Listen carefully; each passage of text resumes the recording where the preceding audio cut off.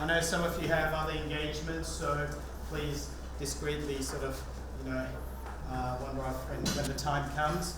To those that don't know me, I know my faculty knows me, my colleagues. To those that don't know me, my name is Laknath. I'm a faculty member here at JGBS in marketing. I'm also an Australian, and I'm Associate Director of the Centre for India-Australia Studies. And in that capacity today, I have great pleasure in introducing my former colleague, actually, from Macquarie Business School, Prashant Karunaratne. And I should also introduce our Macquarie University representative here in India. This is Ms. Anuradha Gupta, who's head of partnership engagement for the entire university. She's got a lot under her sort of portfolio, and she handles India. So if anyone's doing anything with Macquarie internationally, Anuradha is our go-to person. So let's begin. So as I said, I'm going to introduce you to Prashant. Prashant was a former colleague of mine at Macquarie when I was at Macquarie there. We didn't interact all that much, but I used to see him all the time. He was doing his PhD there. I'm just going to, you know a lot about him, you've seen the bio, but I'm just going to introduce him formally.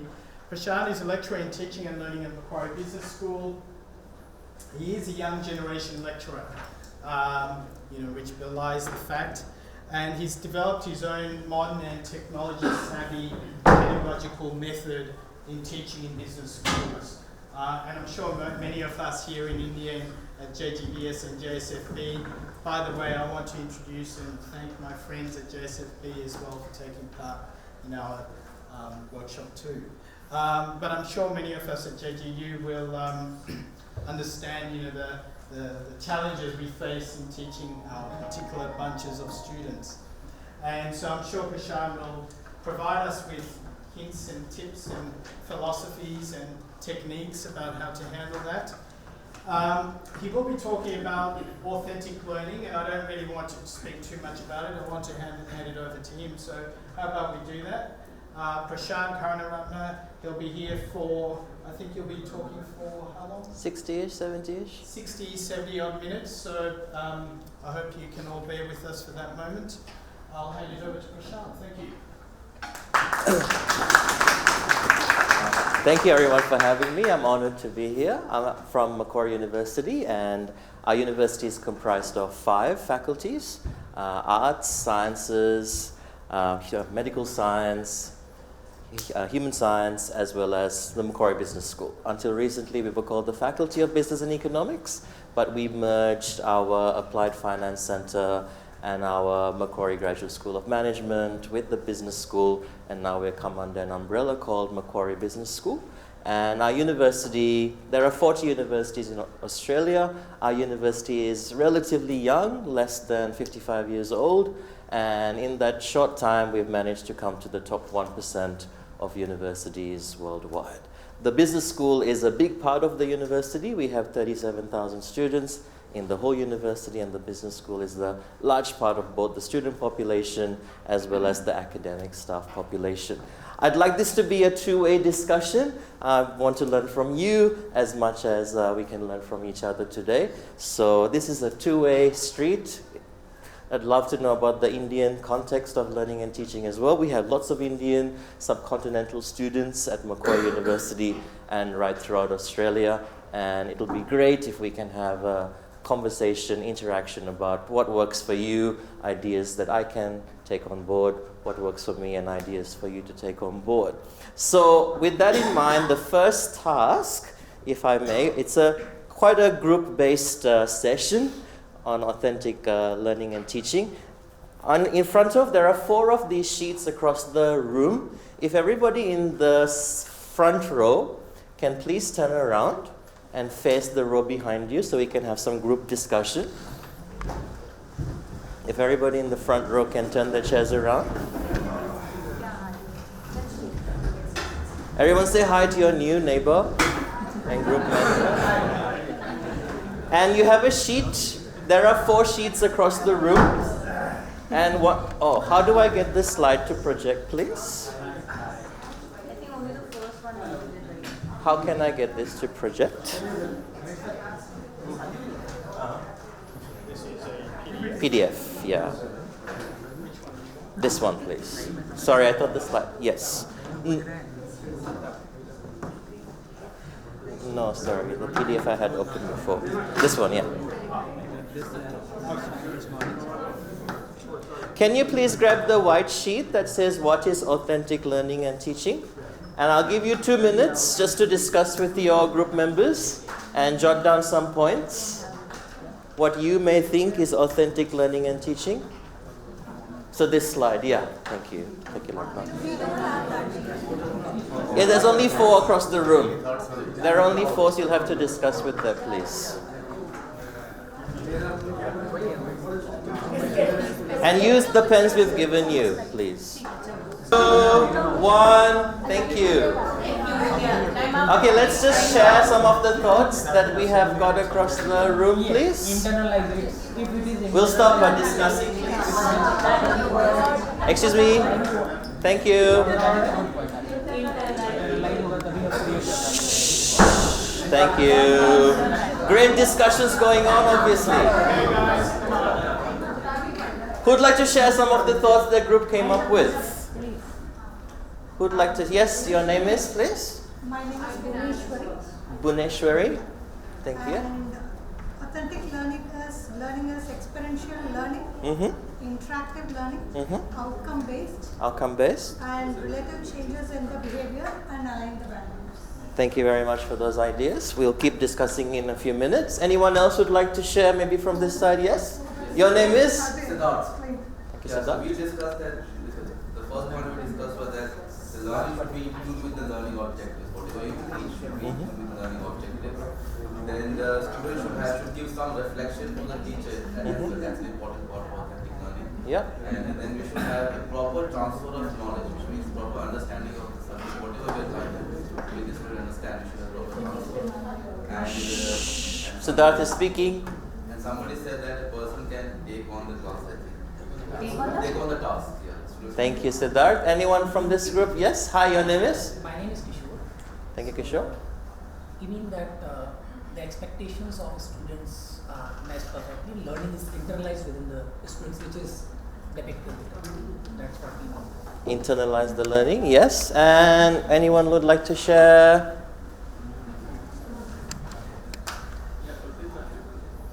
And your name is, please? Rajni.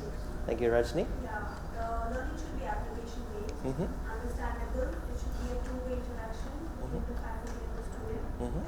Something which can be demonstrated in the class as well as experiential. Thank you very much. So at Macquarie, we do try to bring this authentic learning and teaching into the classroom. And you have this big A3 sheet in front of you, if you can just look at that. There's the A3 sheet in front of you. This is our learning and teaching framework at Macquarie University, which comes under 3 tiers of connected people, connected experiences, and connected curriculum, which most of you have already touched on those ideas. So we're going to now break this down and how authentic learning can be about the curriculum, can be about the people, and can be about the experiences. If you can turn that A3 upside down, please. And let's do an activity of what you think connected people, connected experiences, and connected curriculum is. You will see 3 yellow sheets in front of you. You will see 3 yellow sheets in front of you like the screen. Connected experiences, connected people, and connected curriculum. I have a challenge for you. Who likes a challenge? Who likes a challenge? Okay, everybody look carefully. There are 15 words on the screen. There are 15 words on the screen. There are 15 blanks in your sheet. You know what to do. The color coding is deliberately mixed up to confuse you. So don't look at the colors. The sheet of that words is also in your pack if you want to find it. Please turn around so that you can discuss with them. Sorry? No, colors don't mean anything. It will confuse you.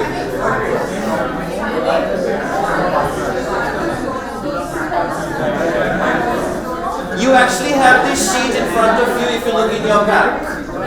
This sheet is in front of you if you look in your pack.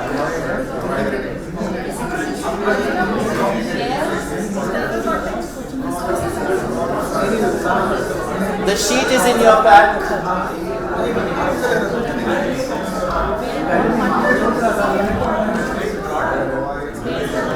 The sheet is in your pack.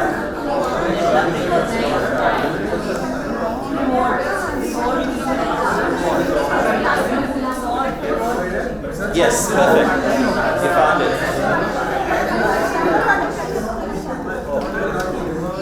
We have prizes, don't we, for groups that get it all?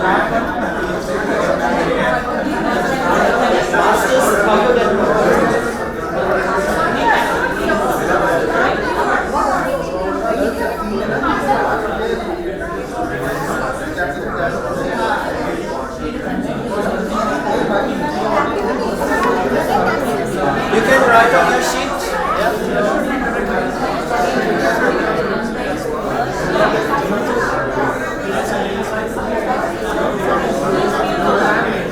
3 minutes.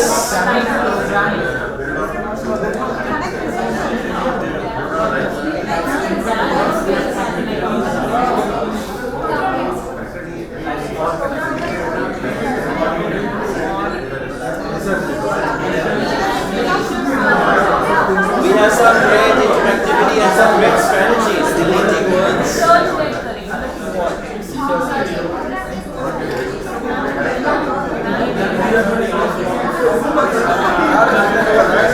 This team has completed almost 2 sheets.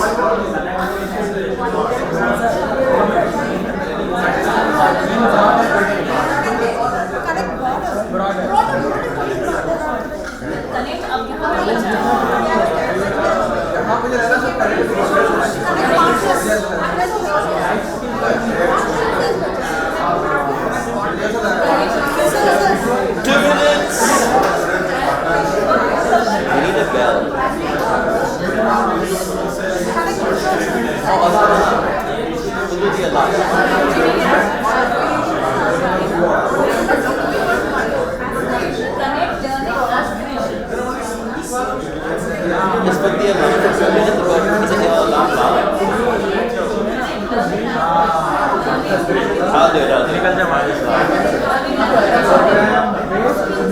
मिलाए ना मिले निकल जा अपने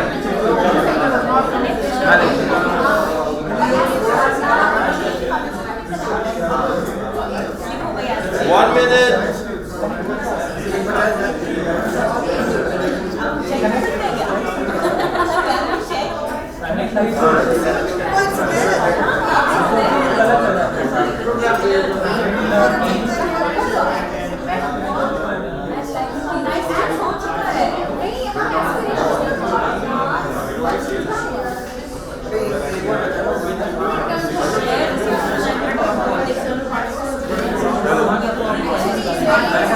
Thirty seconds.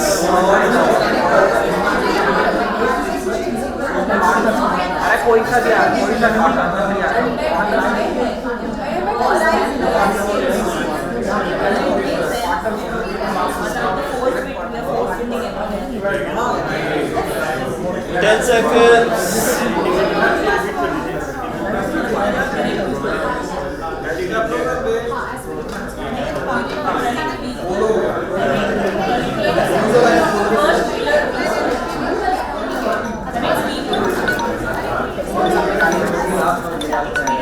Time's up. Thank you. Thank you. Let's go through what you came up with. Create a sense of belongingness. Promote students as partners and co-creators. So some of the things we'll discuss later on is the content should not only be coming from the teacher or the lecturer, the content should be coming from the student as well. It's a co-creation of knowledge, a co-creation of examples, a co-creation of their experiences. Provide an integrated digital experience, connect learning, activities. Establish a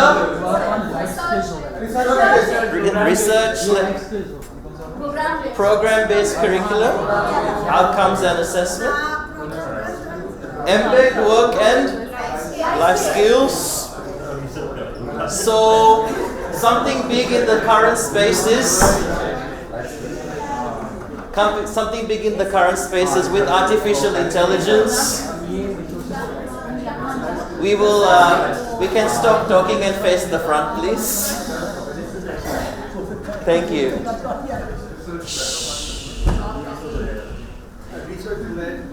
Because the content we teach is one thing, the world is evolving. It'll be foolish for us to teach and expect that that content will be relevant in 3 years, 4 years' time when they graduate. The teaching that we're giving our students should be about skills, so that they can use those generic work-ready skills to navigate whatever content that will come their way. Of course, the content is important, but with the content, we should be embedding skills so that the students are self-efficacy to use that to come up with how to navigate new knowledge and new content as the world evolves. Build on research-led, discipline-specific content. Provide an understanding of learned expertise in broader context. So if you're teaching economics, economics should be in a broader context. If you're teaching finance or marketing, in a broader context. Again, so that students can evolve as the world evolves around them in their careers. Share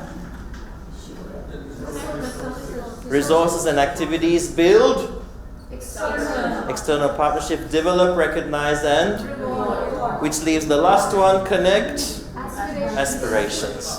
So we have the 3 pillars, which are connected experiences, connected curriculum, and connected people. In fact, I asked you to turn the A3 around because all the answers were on the A3 sheet. All the answers were on the A3 sheet. Okay. So talking about authentic learning and teaching, and I like to think of it in 2 ways. Authentic content as well as authentic tasks. The first bit of today we'll talk about authentic content, and then the last bit we'll talk about authentic tasks. Co-creation of content along the students. The student, the class, or those who have alumni class, because those who are in class in India, we are not getting the experienced one. We are getting around those who are having not experienced what need to be taught them, put them.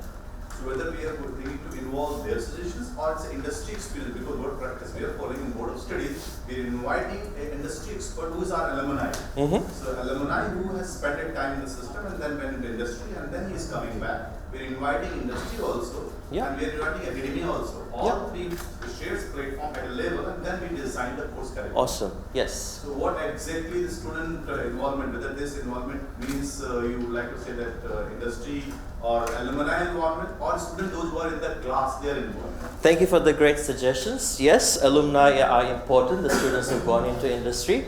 The angle that the literature, if you look at authentic learning and teaching in the literature, when they say students as partners and co-creators, they're talking about the students you have in the classroom already. There are ways to do that, which we will discuss, and I'm sure you may have other ideas of how to involve the current students as partners and co-creators of the content. I'll show 2 examples of how we do it at Macquarie, and I'm sure you may have other excellent ways of how you can integrate current students. Yes, please. You spoke about imparting skills and life skills to the students. So, at Macquarie, in what ratios or percentages do you work on the knowledge, skills, and attitudes? So, because on any curriculum, any level, graduate, undergraduate, postgraduate, and any educational institutes look to impart these 3 things. That's a good, another great. How much of a skill and how much of knowledge and how much of great question. when we working on the curriculum? Thank you for the question. So Macquarie Business School has an accreditation, which is an international accreditation called a AACSB accreditation. I'm not sure whether you're familiar. You're working on it, Yeah. So in the AACSB accreditation, there are 6 pillars, of which and 1 more pillar on knowledge. So 1 pillar is on knowledge, and there are 6 generic pillars.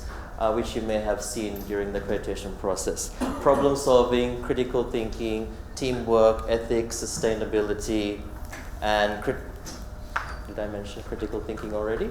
And critical thinking. So there are 7 of those. What we like to do is, in each subject, make sure that 40% is on knowledge and 60% touches on one of these other 6 pillars in each subject in the business school. That satisfies the accreditation criteria for AACSB. So let's say we have a microeconomics subject. 40% will be about the content, 20% may be about ethical thinking, 20% may be about teamwork, and 20% may be about communication. So that's how we put the generic skills in to satisfy the AACSB accreditation. Does that answer your question?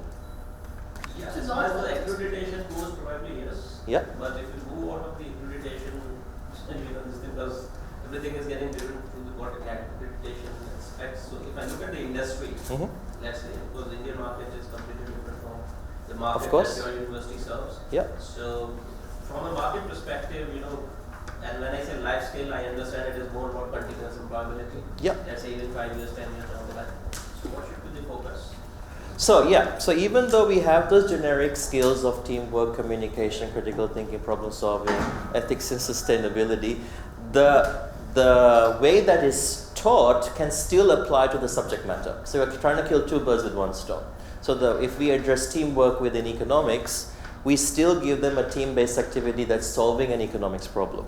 If it's problem solving, we're still doing it within an economics context. So we're being efficient with doing our accreditation and doing our due diligence by the students in terms of their generic skills. So AACSB, while it's an accreditation, it's a good framework to help us keep thinking about the curriculum. Otherwise, it's only going to be knowledge, knowledge, knowledge, knowledge, knowledge, and not giving us the generic skills. So that's how we try to do it.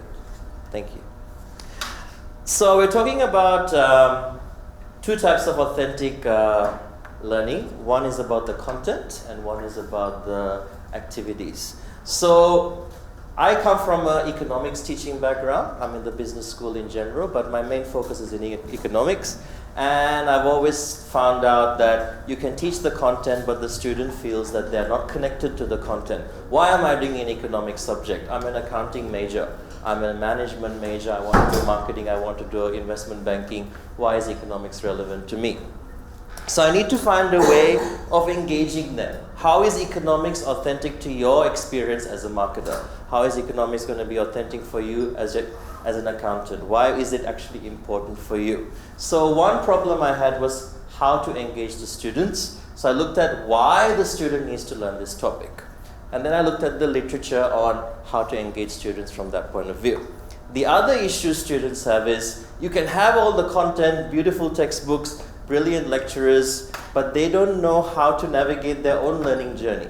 They can't go from memorization to critical thinking, like we were discussing with your colleague. How do we get students to use knowledge and do critical level thinking? And I call that the how of learning.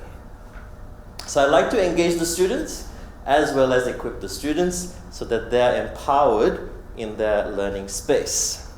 So I looked at the literature, and my PhD is based on these 2 arms, the why of learning and the how of learning. In the literature, I found the why of learning to be about this idea called threshold concepts. Has anybody seen this term before? Threshold concepts? We'll discuss that shortly. Sorry, I'm losing my voice. Water. And then for the how of learning, to scaffold students, I looked at the literature of assessments for learning, not assessments of learning.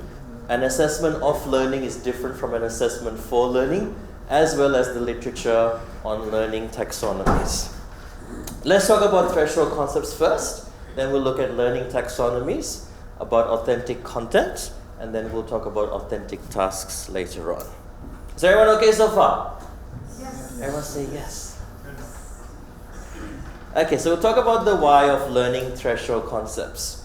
So you may be familiar that traditionally curriculum is about content.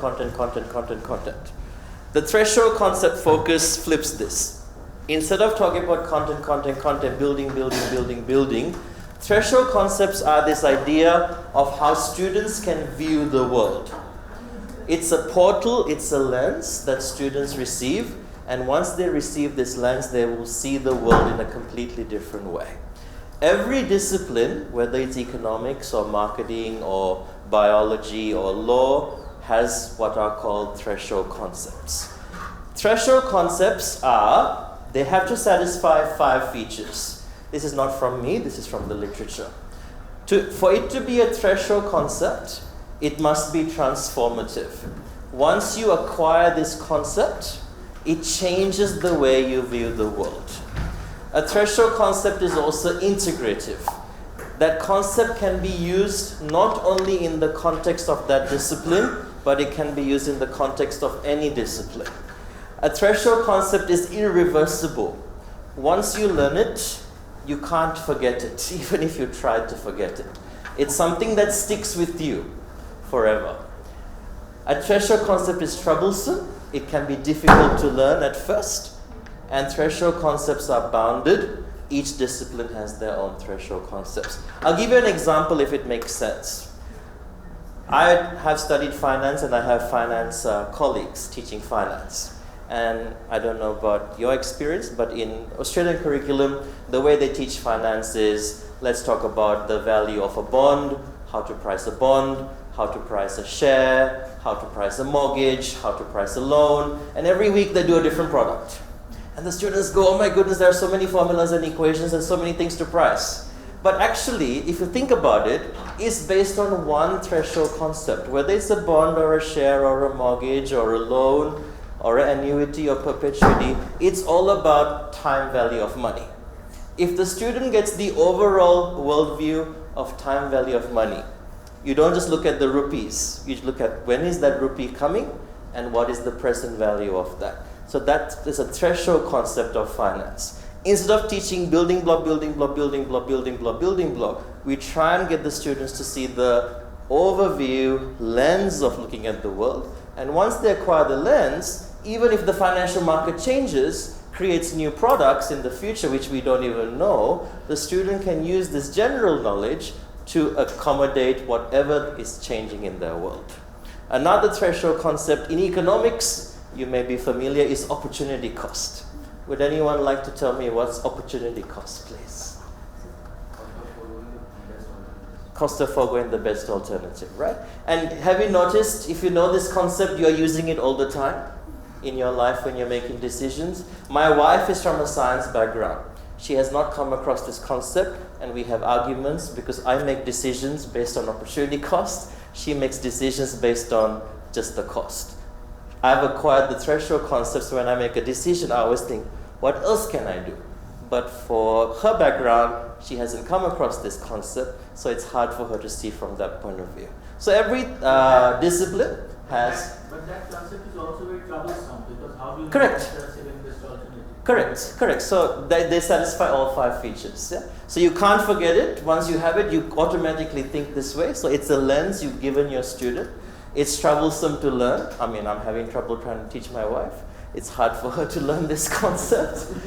It's transformative. It changes the way you view the world. It's integrative. You can use it for making which airline to catch a flight, where do you book a hotel, where do you go to study. You can use it in any aspect of life. So it's integrative as well. So would anyone, maybe depending on your discipline area, like to share what you might think is a threshold concept in your discipline?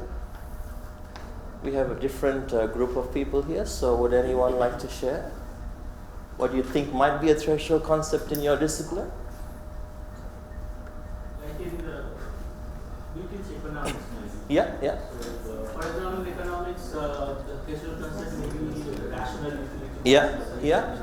And it is very vague also, because we really don't have any rigid concept of rational utility. Yeah. But certainly we can give some kind of bit of consensus. Yeah.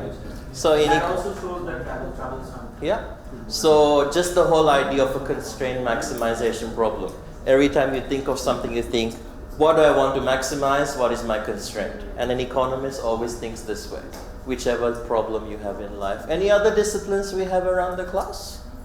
It might be also in international business globalization of markets Yeah. and products. Yeah. Right? Yeah. If you get the understanding of this concept, so it will be easy Yeah. to understand how international business works. Correct, yeah. Yeah, any others? I guess in marketing, there's Yeah. brand equity, Okay, brand management. okay. Would you, sorry, I'm not a marketer, so you might be like. Basically, brand equity is the idea that how do consumers respond, the relationship they have to a brand. Okay, Those are two wings, brand awareness, brand image. yep, And again, as you say, once they get that, they start looking at things quite differently. Yep. Image, awareness. yep. And it can be quite tricky because how do you get the threshold concept to the student? So the literature discusses a variety of ways. I will show you what I did in my context. It may be useful for you, but you may have better ways depending on your... Shan, what is bounded? Bounded. So each discipline has its own threshold concepts. The ones for economics, the ones for finance, the ones for biology, the ones for law. They're bounded within the discipline, but they're integrative in any context. More or less, when I teach analytics, I try to When you teach, sorry? analytics. Analytics, yeah? My students, I try to link all these things all together. Yeah. So I don't try to make it in boundaries. Exactly. I try to showcase applications of one concept Correct. in different situations. Correct. Yeah. So that I can generate and develop interest in the different areas. Yes, of course. Yes. And even the same thing, I try to tell them that this is a common sense. There are something which is actually common sense. Correct. And the problem is, the base problem is we don't have common sense. Yep. So initially I spent time, that's a theorization, but theorization is what the developing common sense toward the subject. Yep. Okay, what the subject in basic we can understand. Correct. It seems to be a big picture, big number, big theory, but it's not a big number. It big isn't. theory. That's It's common sense. correct. And you hit the nail because I think from a student's point of view, at least in Macquarie Australia's experiences, the students, they have to do 4 or 5 subjects at the same time. They see the syllabus and they think, I need to learn this, learn this, learn this, learn this. And in that situation, they miss the threshold concept because they're overwhelmed with, we have 13 weeks and then we have 4 subjects. So in that, they get overwhelmed and they miss what is the main point of this subject. I remember learning statistics, for example, as the first year undergrad. I learned normal distribution, Z, T distribution, chi-squared, F distribution, and every week I was learning a new distribution and a new formula. But actually after I passed, I realized it's one concept. It's one concept that is being applied in different situations. But the way the subject is taught, it's piece by piece by piece, and the student misses the overall bit, the overall threshold concept. So it can be quite tricky to get into our curriculum so that the student sees that this is an authentic thing that is useful for them in life in general. What I did in our context was, this was our syllabus. And what I did was, traditionally, those of you familiar with economics, there are market structures, perfect competition, monopoly, monopolistic competition. Traditionally, this is taught at the end of the course. We put all the pieces together at the end, and by the time it's probably too hard for the students and they've lost the story. So what I've done is try and bring this to the beginning. I show them, okay, this is the world we're operating in. There are markets like monopolies, there are markets like perfect competition and monopolistic competition. So I show them the worldview first and then do the building blocks later. So we haven't changed the content. The content is the same. We haven't removed content, we haven't deleted content, we haven't dumbed down the syllabus. We are just flipping it by doing the last bit as soon as possible from week 2 onwards. Then they see the overall way the world works. And then we'll go back, okay, so why is this happening? What's elasticity? What's cost of production? What's the demand and supply? Doing at the back afterwards. So it's one way we might get the threshold concepts embedded into the curriculum. So each of those sections are threshold concepts. That's what I'm trying to say. Each of those. Not necessarily. Each of those sections make the threshold concept obvious. What's the point of seeing the world this way? Because when we do the building block method, 1 week we do demand, then we do supply, then we do elasticity. and they don't see where is this going. So rather, let's show them the destination first, and then we'll take a step back and then do it. So that at the beginning of the course itself, it's authentic to their life experience. Because they see all this in their day-to-day life. Give an example of the contrary. In microeconomics, what is not that concept? What is not a threshold concept? That's a very good question. No one's ever asked me this before. What is not a threshold concept? That's a hard question. I haven't thought about it, to be honest. Economics, when you look in the literature, it's the discipline with the most number of threshold concepts. It actually has 10 threshold concepts in the literature. This is not, again, me. This is in the research that economists have come to a fairly agreed response that economics has about 10. Finance has about 3. Time value of money, risk versus return. And I forget the other one, to be honest. So every discipline has a few. Economics has quite a few. So it's unique. In fact, threshold concepts was birthed in the economics discipline for this reason.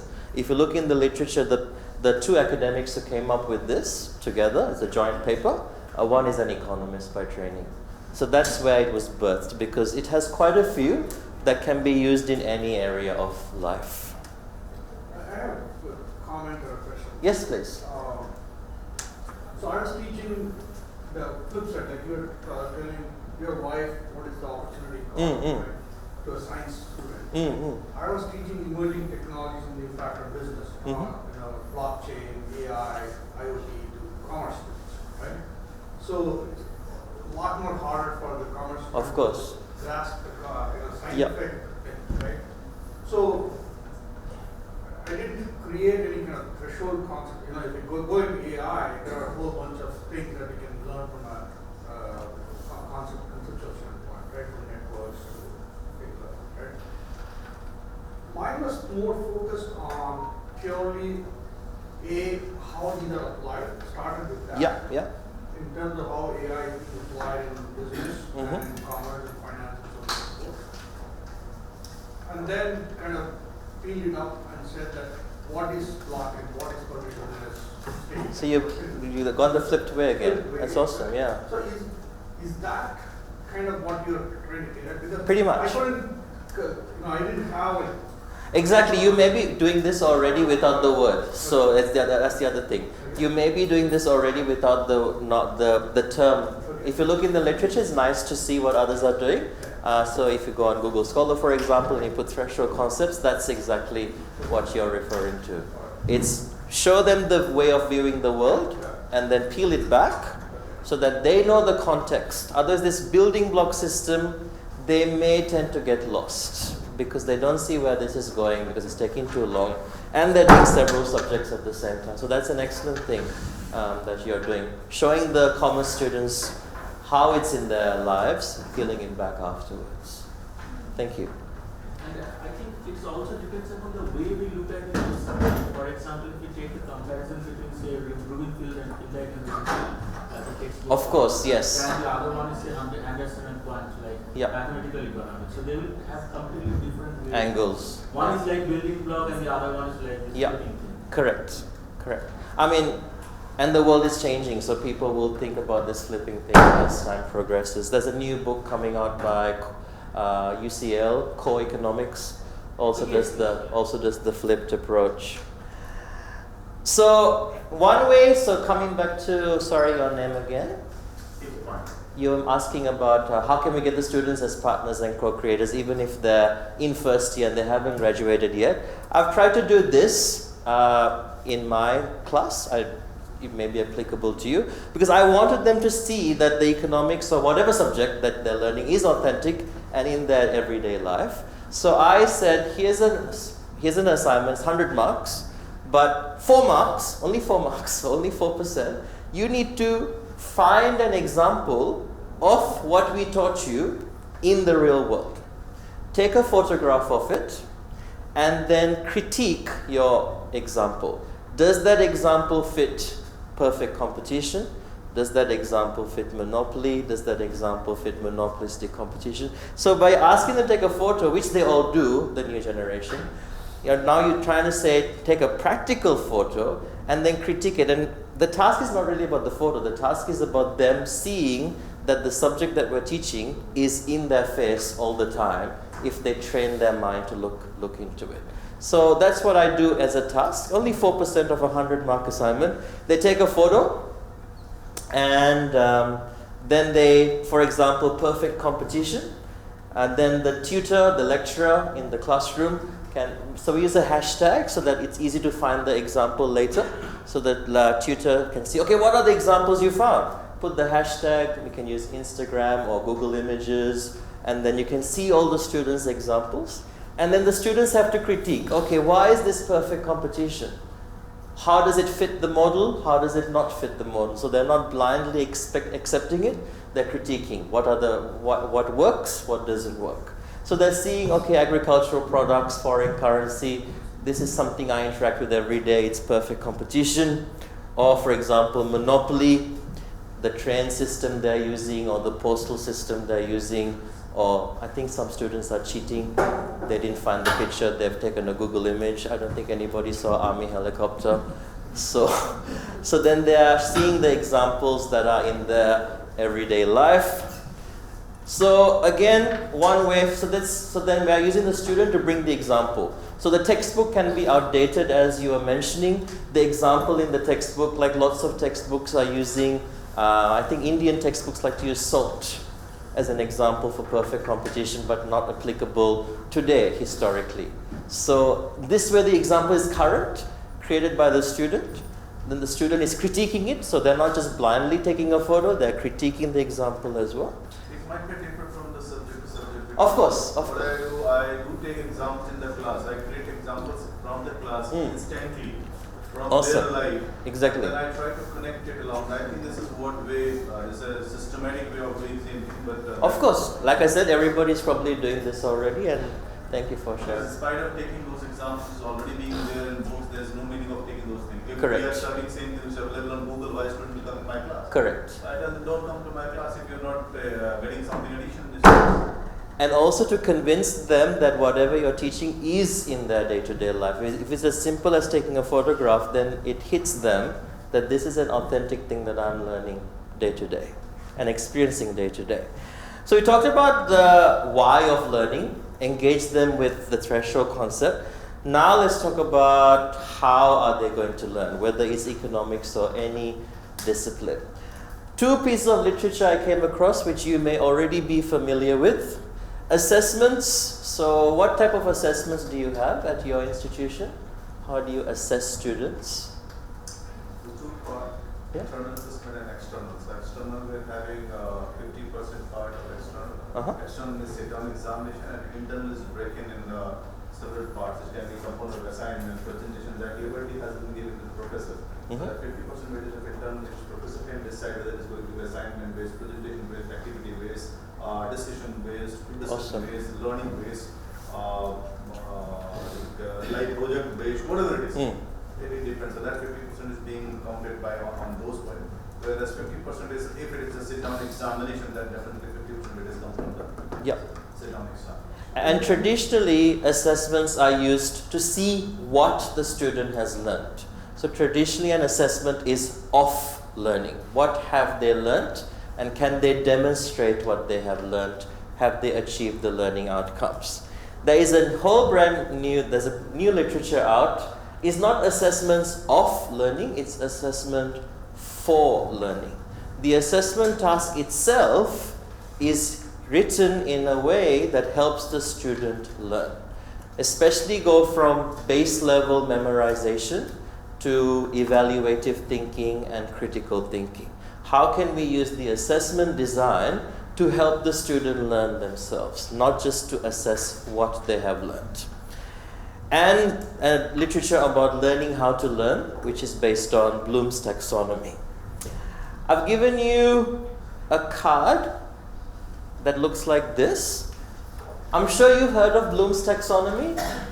So what's the bottommost tier? What's the bottommost tier of Bloom's taxonomy?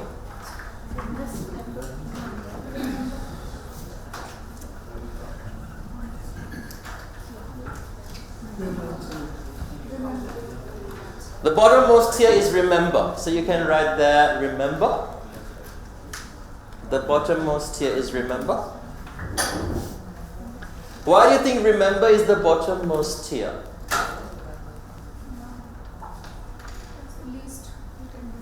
Least you can do. Above remember is understand. So it's slightly higher than remember. Why is remember lower than understand? I'm sorry, I didn't. I'm just not of it, but I didn't know. So why is I didn't get why remember is at the. I'm just coming to that. Oh. Yeah. So remember is the lowest and understand is above that. So why is remember even lower than understand? That is rote learning, right? Sorry? Rote learning. You can rote learn. You can remember something and have no idea about it. So remember is the lowest. What's the dimension actually? The highest level of learning at the top and lowest level of learning at the bottom. Lowest level as in? Lowest level of using your Application of the mind, so to say? application of your intellect. Yes. Okay. Yes. So remember is at the bottom, followed by understand, and then we have apply, application. Application goes, and then above that is analyze. And then the second from the top is evaluate. And does anyone know the last one? Create. The last one is create. So, in general, in a 3-year, you have 3-year degrees, 4-year degrees, or both? So, in general, in a 3-year degree, by the 3rd year, they should really be only doing evaluate and create. In the first few years, they can be at the bottom and gradually going towards the top. So by the end of the degree, they should be able to evaluate, critique, create new knowledge. How can we get this practically into our classroom? This is what I have done in my experience. I wanted to, again, getting back to the authentic learning, another word for authentic, I guess, is real. So I thought, how can I get the content to be real for the students? So every activity in the class, so we have lectures followed by tutorial, followed by assignments. Every activity has 4 parts. Whether it's a tutorial or a lecture or an assignment, it has 4 parts. The first part is called recap and remind, which focuses on the bottom 2 tiers. So let's say, so in Australia we have a 2-hour lecture and a 1-hour tutorial the next week, and the tutorial is about the previous week's lecture. So the first part of the tutorial is recapping and reminding, just basic memorization, rote learning of what happened last week. It's the lowest level of learning. We don't want our students to sit there. We want to navigate them to evaluative, creative, critical thinking. So then we look at an engaging everyday example. How can we see this rote learning theory applied in my life in a practical way? Then, after we've shown them the example, application awareness, somewhere now closer to the top. The students in groups of 3 or 4 have to now apply the knowledge to solve a problem themselves. So they get 10-15 minutes and they have an activity where now I've shown them how to apply in an example, then they have to apply in their own example. And then the last point of the lesson is a life lesson. How can they see this example in their real life? So we teach them this 4-step scaffolding so that we don't leave the student here. They are gradually scaffolded to see the impact of that topic in their everyday life and have an evaluative way of using this knowledge. So we try to keep it quite topical.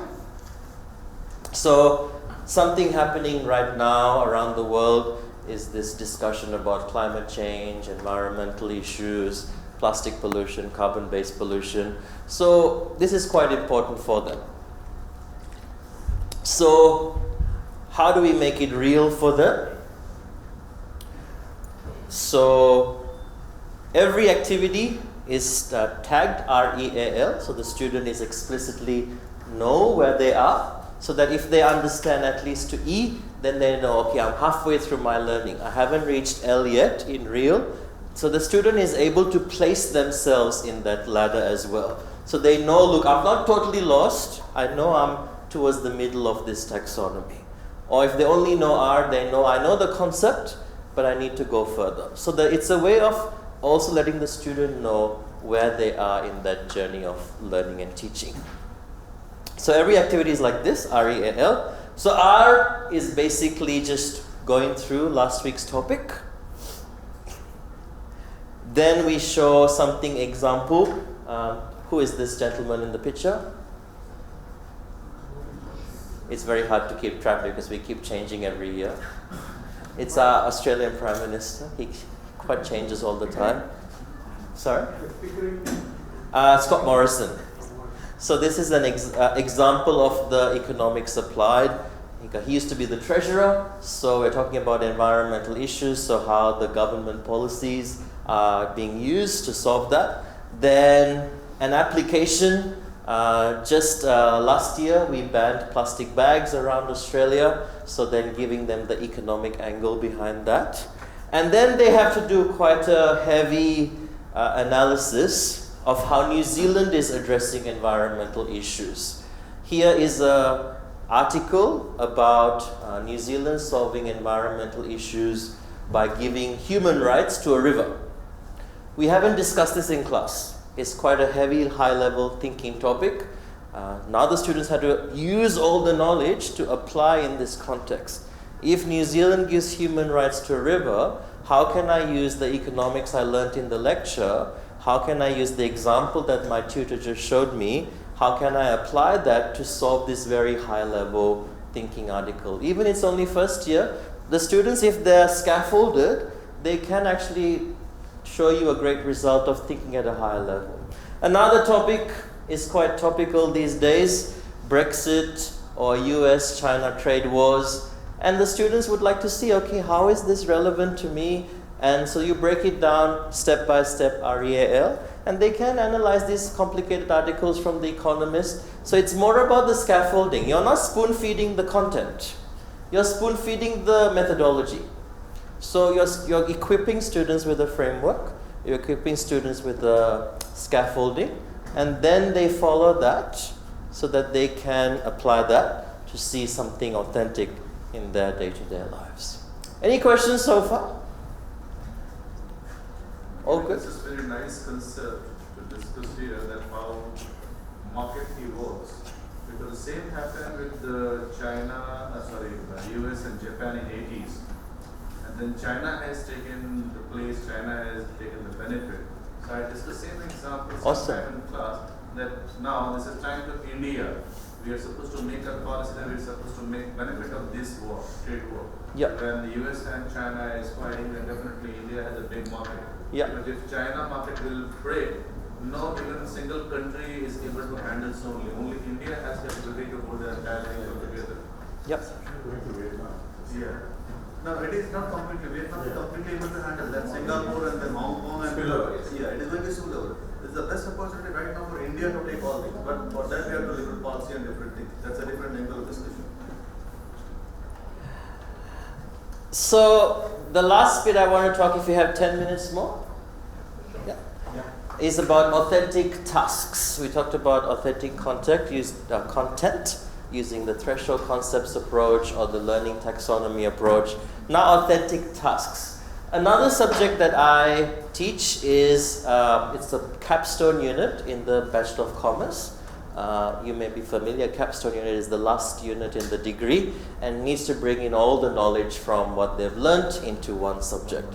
So in the Capstone subject, because we have students from marketing, accounting, economics, finance, 13 disciplines in one subject, we found that focusing on the UN Sustainable Development Goals is a great way to get all the 13 disciplines into one.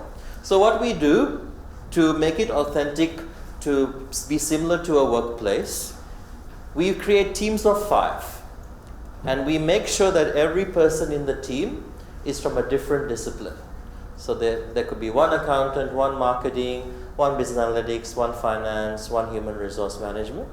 Create mixed teams of 5. So we place the teams so that every team is definitely mixed. Then we pick 4 of these goals, and then they need to pick one of the 4. And they have to come up with an idea of how they can create a product that will help get closer to achieving the UN Sustainable Development Goal of their choice. They need to do it collaboratively within the group of 5. They need to look at it from an ethical point of view. They need to do it sustainably, hence the UN Sustainable Development Goals. And they need to show that it's costed and it can make a profit. Collaboratively, ethically, sustainably, and profitably. We thought, when we used to have capstones, it used to be marketing capstone, only marketing students. Finance capstones, only finance students. But that's not necessarily authentic to the work experience. When you go to work, you're in finance, you need to work with HR. You need to work with accountants. You need to have an empathy for all the other disciplines as well, and know how to use their skill set in a group setting. So the students come up with their own idea.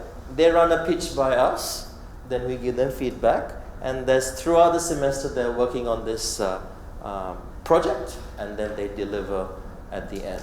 So it's authentic in terms of how they work in a mixed team. It's authentic in terms of they drive it, they come up with how they're going to create this product to come closer to the UN SDGs, Sustainable Development Goals. And it's authentic in terms of the delivery. They can do a presentation if they want, they can make the product if they want, they can do a roadshow, they can do a showcase. It's up to them how they deliver, as long as they show the learning outcomes. Is that okay with you guys? I've got a sheet in front of you.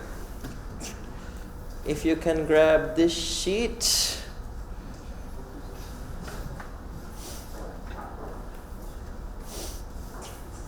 Activity number 3.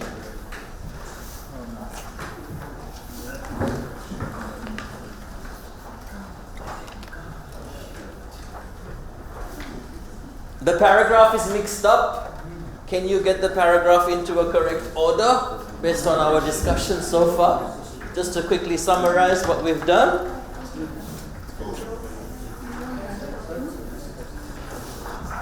This kind of a summary of our discussion.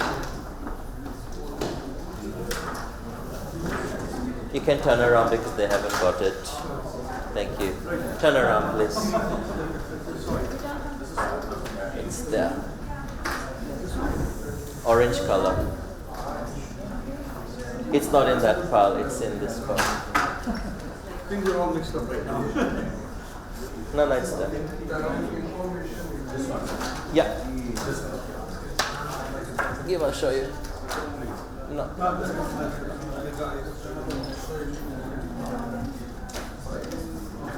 This one.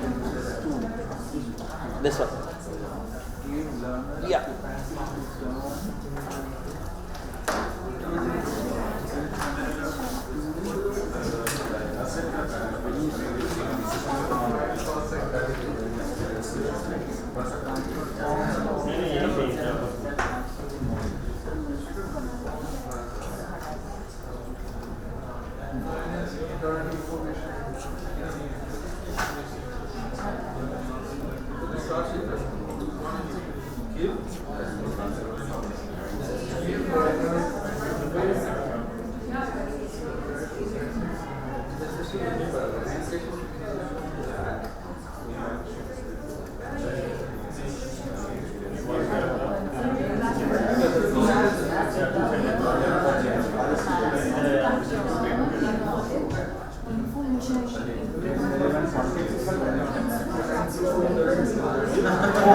One minute.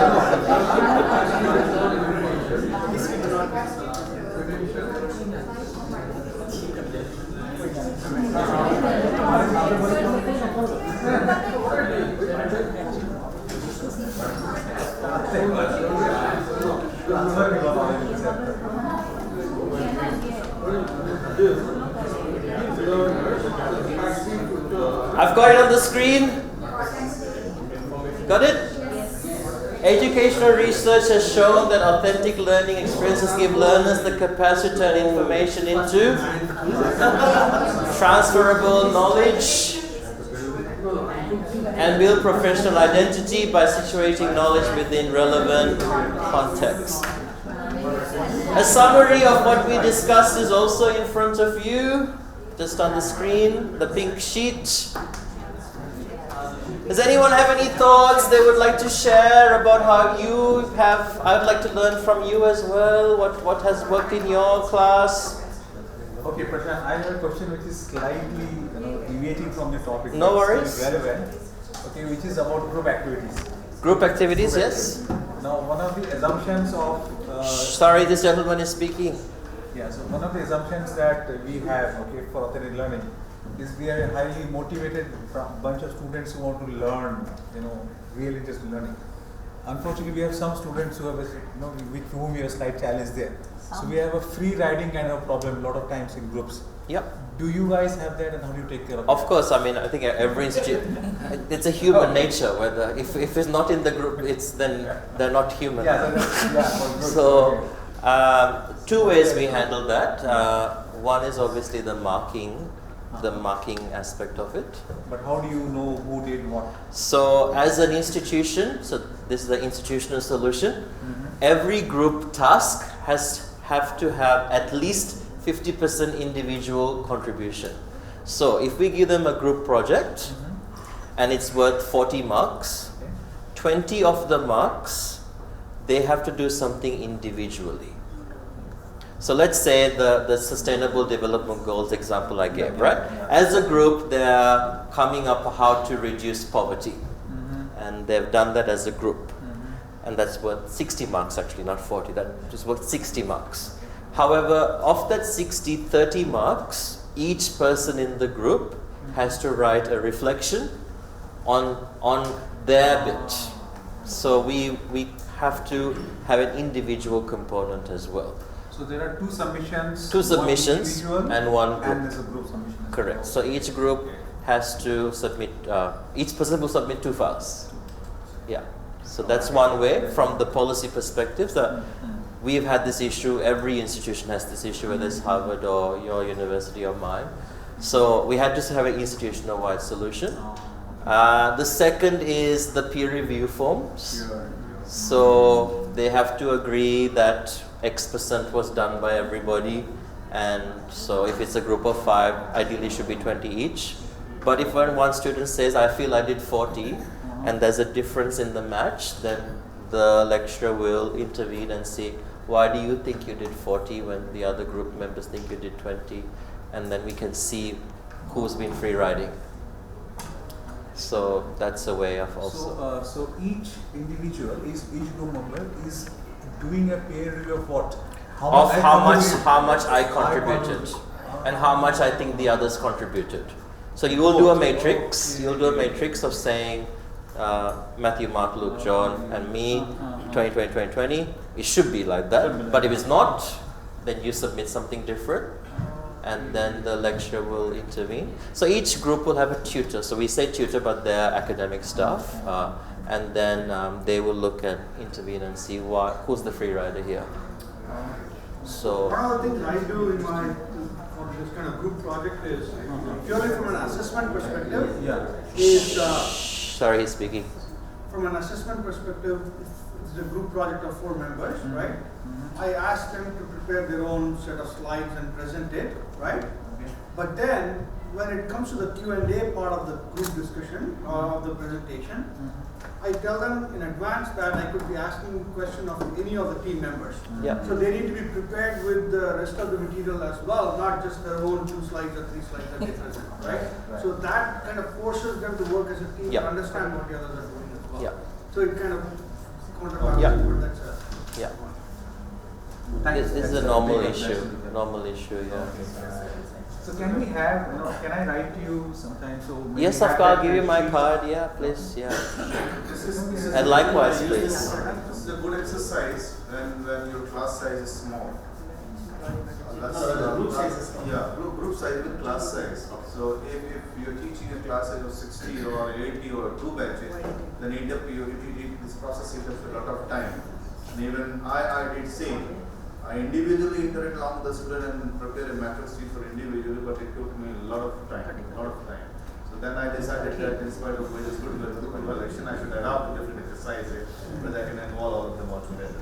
It might be an online exercise where I can give them 100 marks questions +1 -1 and only 5 minutes available for you, and your question will not match with your question and your answer will not match with your answer, and feel free, go and washroom and use your mobile, or if you have to help your friend, help it, do it. They never able to score positive marks. And then I say I'm so wholehearted and remove this negative mark. Still they are not able to score more than 2 marks. And actually that just reminded me very quickly, I will mention something else that we do is with the task, we will always give a 1-pager or half a pager of why this task is relevant for you in your future career. So when you give that intrinsic motivation, there also might be less reason for them to free ride, because you're telling them this is the task and this is the mapping that we think will be in your future career as well. And as an institution next year, the business school and the arts faculty as well, we're actually going to make it even more explicit. We're getting a software called an e-portfolio software, and every assignment, next year will be only third year, then second year. By 2022, every year will be on it. So every assignment you submit will populate a portfolio online. So then when you graduate, you can show this portfolio either as a web link to a potential employer or PDF file to a potential employer. So then every student knows that every time I don't do work, my portfolio is going down in the marketplace. You can choose not to make it visible. That's up to the student to make it visible or not. So that's under their control. But even if they want to make it visible, there won't be anything there to showcase. So we are doing that next year through this e-portfolio platform.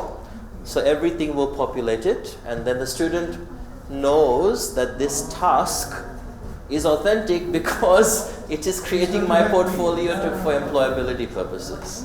So that may be something you can think about as well. Thank you. I think, just for time's sake, Yeah, of course. I think. I would like, I've had a fascinating listening to you, Krishna. I'm sure many of our colleagues here have as well. So I'd like you to show your appreciation. No, thank you. Thank you.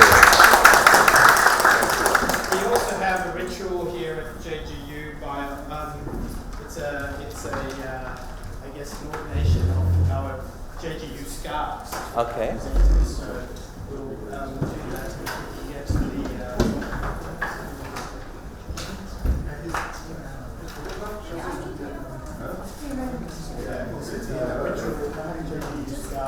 Should I put my jacket on or? Probably.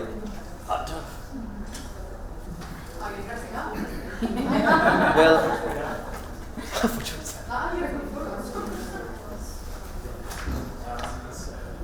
well, thank you.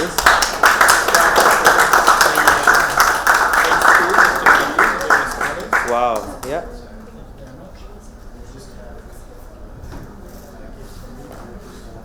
Thank you. Thank you very much. Thank you. And we also have a. Sorry. Of course. We also have a couple of gifts here. Anuradha. I'll take the photo. 1 second. I'm not an iPhone person. Oh, okay. Yes, I can't do iPhones.